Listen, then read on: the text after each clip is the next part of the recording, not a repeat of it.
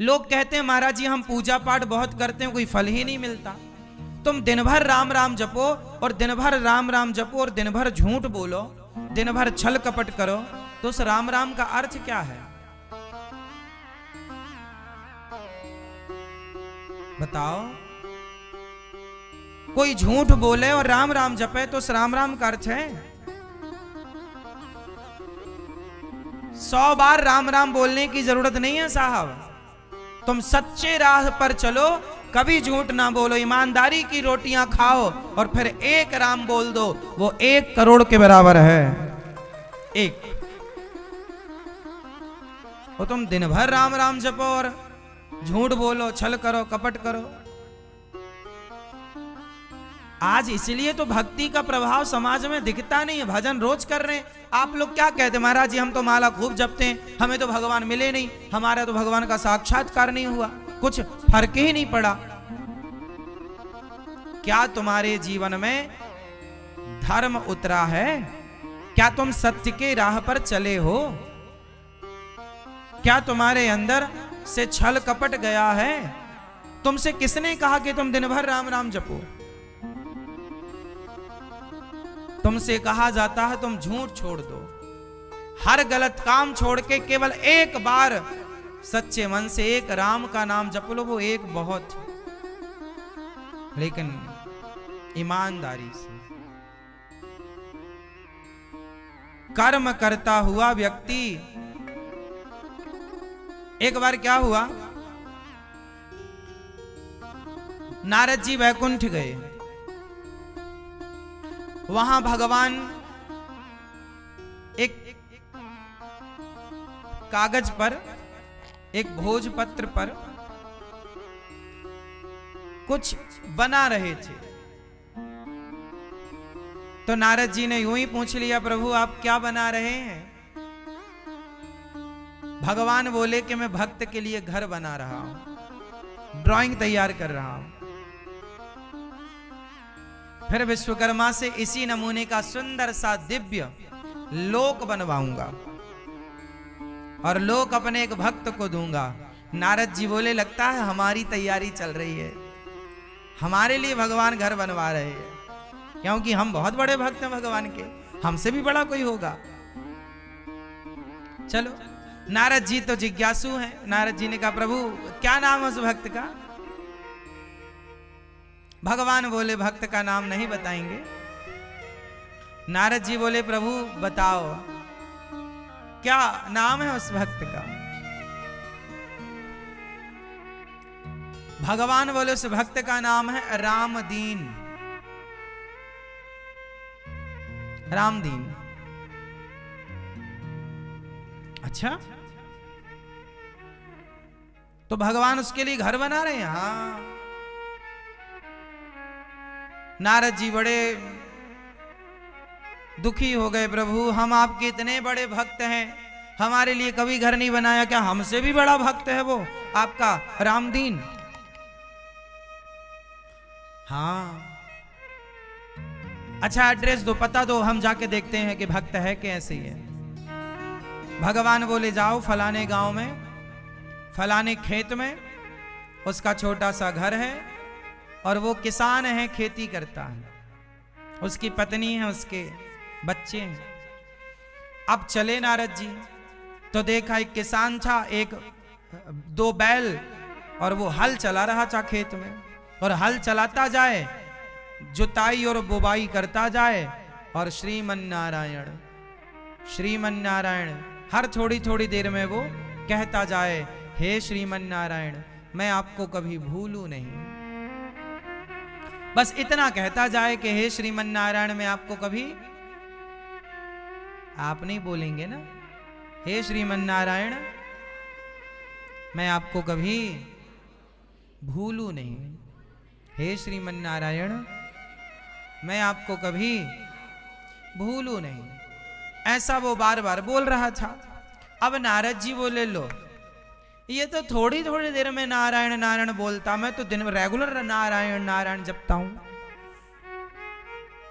दौड़ के नारद जी फिर गए, हे प्रभु आपका निर्णय गलत है, वो तो बहुत कम बोलता है आपका नाम, वो कम भगत है, मैं बड़ा भक्त हूं आपका, मेरे लिए घर बनाओ। भगवान बोले अच्छा एक काम करो, ये घी से भरा कटोरा ले लो नारद जी, और पूरी पृथ्वी की परिक्रमा लगा कर आओ, और परिक्रमा करते हुए याद रखना कि एक बूंद जमीन पर घी गिरना नहीं चाहिए, और यदि गिर गया तो फिर काम बिगड़ जाएगा, और यदि नहीं गिरा तो फिर मैं आपके लिए घर बनाऊंगा। अब नारद जी घी का कटोरा भरते हैं, और घी का कटोरा भर करके नारद जी पूरी पृथ्वी की परिक्रमा करने चले।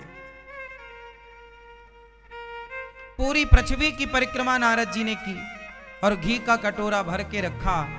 नारद जी एक बूंद घी ना गिर जाए इसके चक्कर में धीरे धीरे धीरे धीरे नारद जी चले। पूरा ख्याल रखा कि एक बूंद घी जमीन पर गिर ना जाए। पूरी परिक्रमा लगी, काफी दिन लग गए। कुछ दिन बाद नारद जी लौटे। भगवान ने कहा आओ।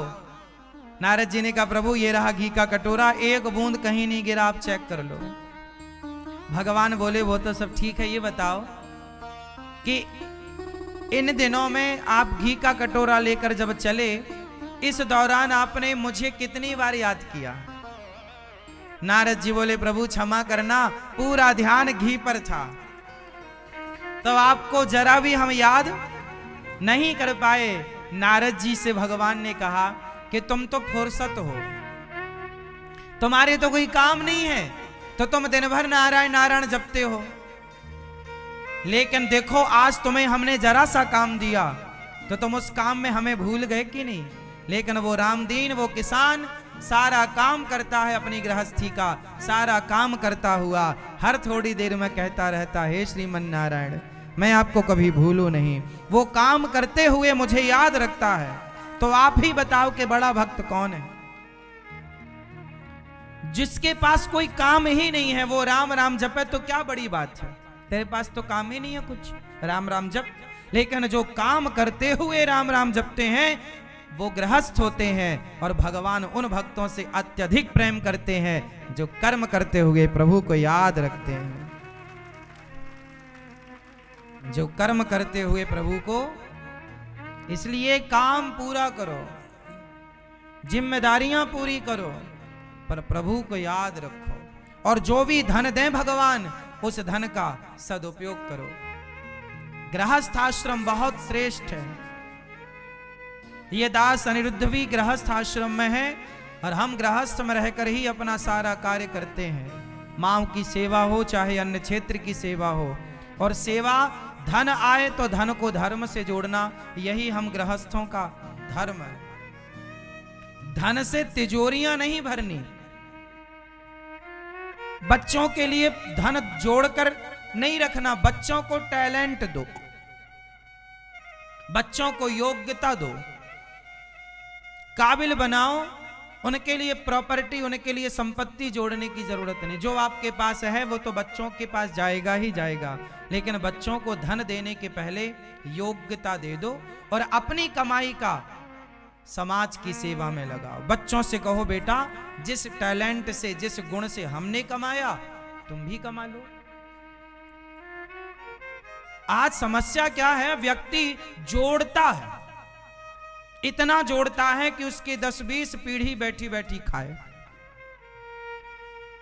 परेशानी खाने की नहीं है, परेशानी धन कमाने की नहीं है, परेशानी जोड़ने से है।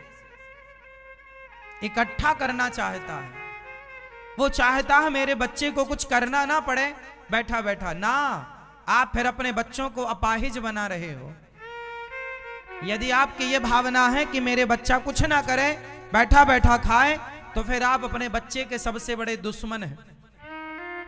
आप अपने बच्चों को अपाहिज बनाना चाहते हैं, लंगड़ा करना चाहते हैं।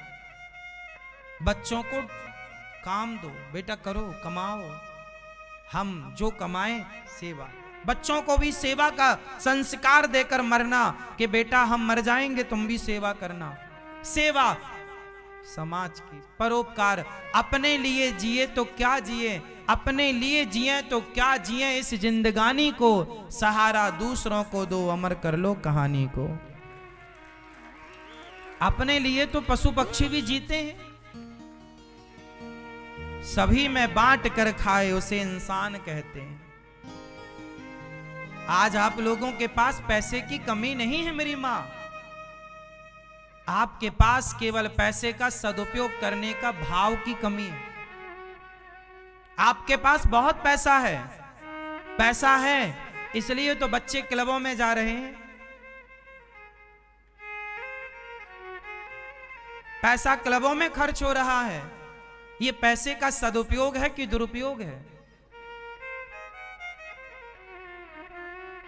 हमारे देश में वैश्यालय वैश्यावृत्ति बढ़ती जा रही है, वैश्याओं में पैसा खर्च हो रहा है, ये पैसे का सदुपयोग है या दुरुपयोग है? फिर पैसे की कमी कहां है पैसा बहुत, पर उसका सिर्फ दुरुपयोग है। भारत में 90% लोग नशा करते हैं, पुरुष वर्ग। 100 में से 90 लोग या तो बीड़ी पिएंगे, या तो गुटखा खाएंगे, या तो सिगरेट पिएंगे, या तो शराब पिएंगे, या तो मसाला खाएंगे, मतलब 90% लोग नशा। अब बताइए ये पैसा नशा में 10 रुपए का गुटखा, 20 रुपए का गुटखा, 50 रुपए की शराब, 1000 रुपए की शराब, 10 रुपए की सिगरेट, 2 रुपए की बीड़ी, ये पैसे का सदुपयोग है या दुरुपयोग है? बोलो बोलो जोर से। दुरुपयोग। पैसा कहां कम है? पैसा कम होता तो लोग शराब क्यों पीते, दूध ना पीते? क्योंकि शराब महंगी है, दूध सस्ता है। पर महंगी शराब लोग ज्यादा पी रहे हैं, सस्ता दूध लोग कम पी रहे हैं। इससे पता चलता है कि देश में पैसे की कमी नहीं। पैसे की कमी जब थी हमारे देश में, जब पैसे की कमी थी तब शराब नहीं लोग दूध पिया करते थे। जब हमारे देश में पैसे की कमी थी तब लोग शराब नहीं लस्सी पिया करते थे। और जब हमारे देश में पैसे की कमी थी तब हमारे देश में लोग एक एक पाव घी पिया करते थे।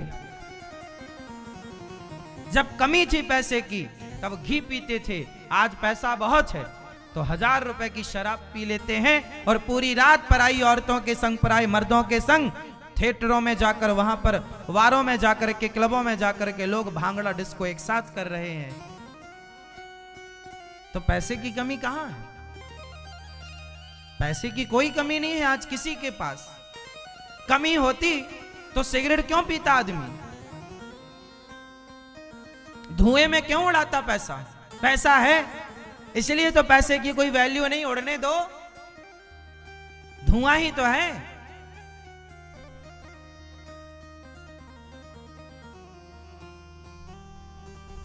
आप लोगों को हम केवल ये बता रहे हैं कि पैसे का सदुपयोग भी हो सकता है। आपके सामने ये दास अनिरुद्ध बैठा है, हम गुटखा नहीं खाते, सिगरेट नहीं पीते, बीड़ी नहीं पीते, शराब नहीं पीते। हम जो पैसा कमाते हैं उस पैसे से आने वाले वृंदावन में भक्तों के भोजन दे करके, उनके भोजन करा के उनकी सेवा करने का भाव रखते। कोई भी आए भूखा ना जाए। हम अपने पैसे का सदुपयोग करते हैं जी, पैसा कमाते हैं और उसका सदुपयोग करते हैं। हम गृहस्थ हैं और गृहस्थ का धर्म है कि द्वार पर कोई आ जाए भूखा ना जाए। हमारा 1 रुपए का खर्च नहीं है फिजूल का, दाल रोटी के सिवा कोई खर्चा नहीं है।